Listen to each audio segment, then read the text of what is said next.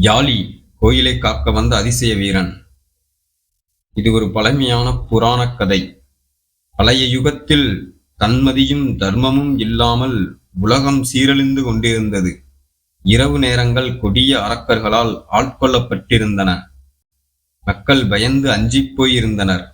அவ்வப்போது அரக்கர்கள் கிராமங்களை முற்றிலும் அழித்து கோயில்களையும் புதைந்து போன செல்வங்களையும் கொள்ளையடித்தனர். அந்த காலத்தில் ஒரு பெரிய தேவாலயம் மலையின் உச்சியில் அமைந்திருந்தது. அந்த கோயில் பரமசிவனுக்காக அர்ப்பணிக்கப்பட்டது. மக்கள் தினமும் அங்கே ஏழைகளுக்கு உணவு தேடுபவர்களுக்கு வழிகாட்டல், நோயாளிகளுக்கு நிவாரணம் தரும் ஒரு புனித தலம். ஆனால் ஒரு நாள் அந்த ஊரை நோக்கி வந்தான் கருண்மல் அரக்கன். கருப்பு மேகத்தைப் போல பெரிய உடல், கனல் விழிகள், குரங்கு போல ஆவேசம். அவன் செல்வத்தை மட்டுமல்ல, இறைவனை அழிக்க வேண்டும் என்ற வெறியோடு வந்தான். அவனுடைய சேனைகள் வழியில் வந்த கோயில்களை அழித்தன.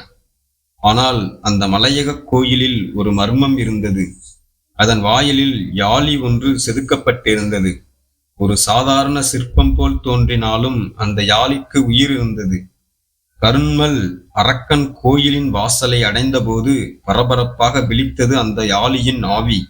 அது தங்கத்தில் வெட்டியது போல் ஜொலித்தது. அவனை எதிர்த்து கொண்டு அங்கிருந்து எழுந்தது.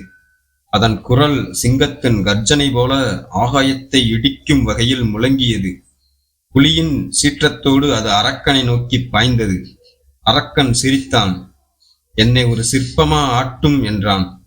ஆனால் யாழி ஒரு சிற்பம் இல்லை. அது தெய்வத்தின் உத்தரவில் உருவான காவலன். அது யானையைப் போல அவனை தள்ளி வீசியது. அவன் விழுந்த பூமி குலுங்கியது. பின்பு பாம்பைப் போல அதன் வால் சுற்றி கருண்மலின் உடலை கட்டி இழுத்தது. அவன் கண்ணாடி போல உடைந்தான்.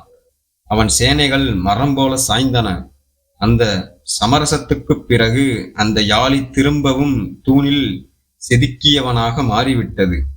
ஆனால் அந்த கோயிலில் இனி யாரும் தீமை எதையும் செய்ய முயற்சிக்கவில்லை. அன்று முதல் யாழி அந்த கோயிலை பாதுகாக்கும் தெய்வீக காவலராக போற்றப்பட்டது. நன்றி, வணக்கம்.